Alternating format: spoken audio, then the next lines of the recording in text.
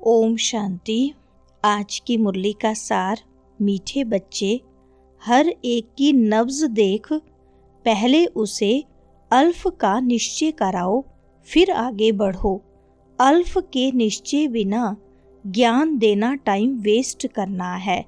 प्रश्न है, कौन सा मुख्य एक पुरुषार्थ स्कॉलरशिप लेने का अधिकारी बना देता है? उत्तर है अंतर्मुखता का। तुम्हें बहुत अंतर्मुखी रहना है।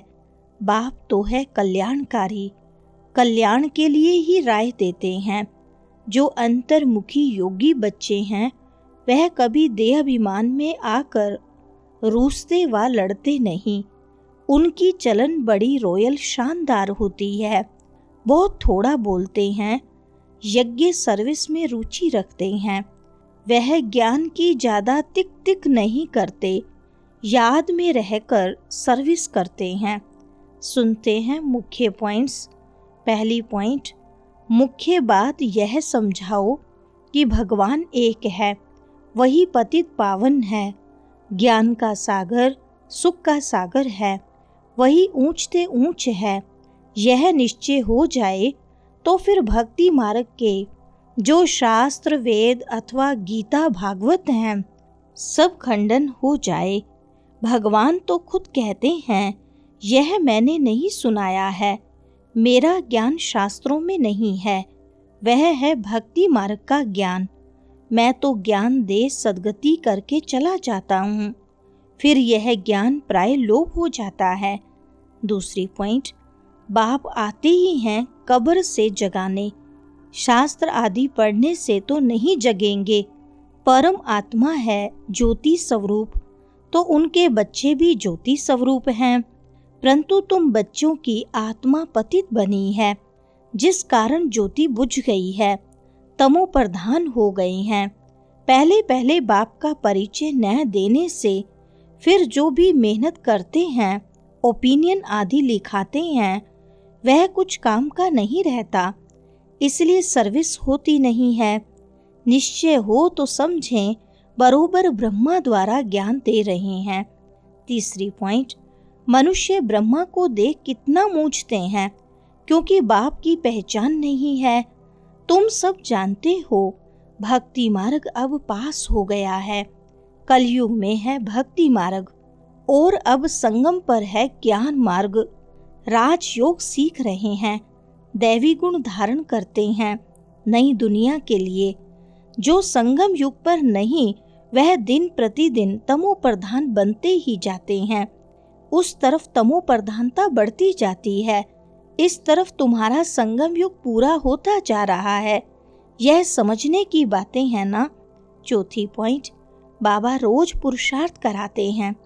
निश्चय बुद्धि विजयंती। बच्चों में तिक तिक करने की आदत बहुत है, बाप को याद करते ही नहीं। याद करना बड़ा कठिन है। बाप को याद करना छोड़ अपनी ही तिक तिक सुनाते रहते हैं। बाप के निश्चय बगैर और चित्रों तरफ बढ़ना ही नहीं चाहिए। निश्चय नहीं तो कुछ भी समझेंगे नहीं। अल्फ का निश्चय नहीं तो बाकी बेते में जाना टाइम वेस्ट करना है। किसकी नब्ज को जानते नहीं। ओपनिंग करने वाले को भी पहले बाप का परिचय देना है। पांचवी पॉइंट, बाप कहते हैं, जब मेरी निंदा पूरी होने का समय होता है तब मैं आता हूँ। आधा कल्प उन्हों को निंदा करनी ही है, जिनकी भी पूजा करते ऑक्यूपेशन का पता नहीं। तुम बच्चे बैठ समझाते हो, परंतु खुद का ही बाप से योग नहीं, तो औरों को क्या समझा सकेंगे? भल शिव बाबा कहते हैं, परंतु योग में बिल्कुल रहते नहीं, तो विकर्म भी विनाश नहीं होते हैं, धारणा नहीं होती है। मुख्य बात है एक बाप को याद करना। छठी पॉइंट, जो बच्चे ज्ञानी तो आत्मा के साथ साथ योगी नहीं बनते हैं, उनमें देहाभिमान का अंश जरूर होगा। योग के बगैर समझाना कोई काम का नहीं, फिर देहाभिमान में आकर किसी न किसी को तंग करते रहेंगे। बच्चे भाषण अच्छा करते हैं तो समझते हैं हम ज्ञानी तो आत्मा है, बाप कहते हैं, ज्ञानी तो आत्मा तो हो, परंतु योग कम है, योग पर पुरुषार्थ बहुत कम है। 7वां पॉइंट, योग में तो बहुत बच्चे फेल हैं, समझते हैं हम 100% हैं, परंतु बाबा कहते 2% हैं। बाबा खुद बतलाते हैं, भोजन खाते समय याद में रहता हूँ, फिर भूल जाता हूँ, स्नान करता हूँ तो भी बाबा को याद करता हूँ, भल उनका बच्चा हूँ फिर भी याद भूल जाती है। समझते हो यह तो नंबर 1 में जाने वाला है, जरूर ज्ञान और योग ठीक होगा। फिर भी बाबा कहते हैं, योग में बहुत मेहनत है, ट्रायल करके देखो फिर अनुभव सुनाओ।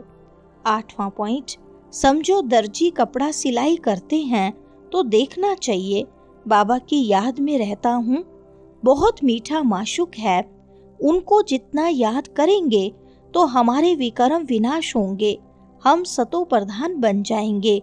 अपने को देखें हम कितना समय याद में रहता हूँ, बाबा को रिजल्ट बतानी चाहिए, याद में रहने से ही कल्याण होगा, बाकी जास्ती समझाने से कल्याण नहीं होगा।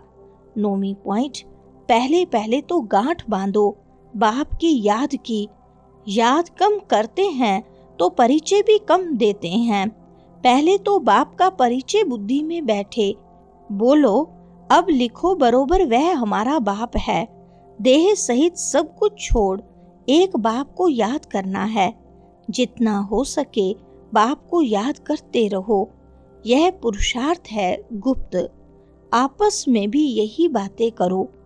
10वां पॉइंट, ब्राह्मण होकर और बाप की रूहानी सेवा न करें तो क्या काम का, पढ़ाई को तो अच्छी रीति धारण करना चाहिए ना। बाबा जानते हैं बहुत हैं जिनको एक अक्षर भी धारण नहीं होता है, यथार्थ रीति बाप को याद करते नहीं हैं। राजा रानी का पद पाने में मेहनत है, जो मेहनत करेंगे वही ऊंच पद पाएंगे। 11वां पॉइंट, अंतर्मुखी रहने का पुरुषार्थ करने से स्कॉलरशिप लेने के अधिकारी बन जाएंगे।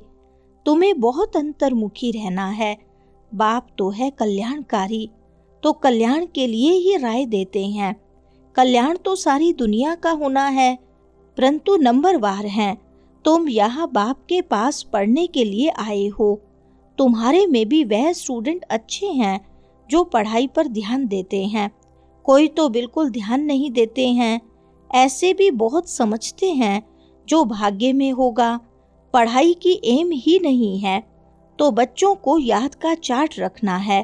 वरदान है, अपने श्रेष्ठ जीवन द्वारा परमात्म ज्ञान का प्रत्यक्ष प्रूफ देने वाले माया प्रूफ भव। विस्तार है, स्वयं को परमात्म ज्ञान का प्रत्यक्ष प्रमाण व प्रूफ समझने से माया प्रूफ बन जाएंगे। प्रत्यक्ष प्रूफ है आपकी श्रेष्ठ पवित्र जीवन।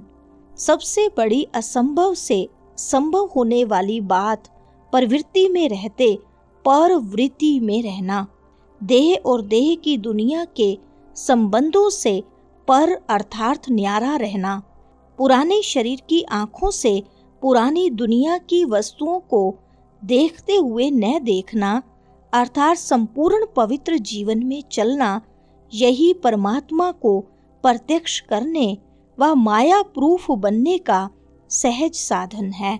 स्लोगन है, अटेंशन रूपी पहरेदार ठीक है तो अतीन्द्रिय सुख का खजाना खो नहीं सकता। अच्छा, ओम शांति।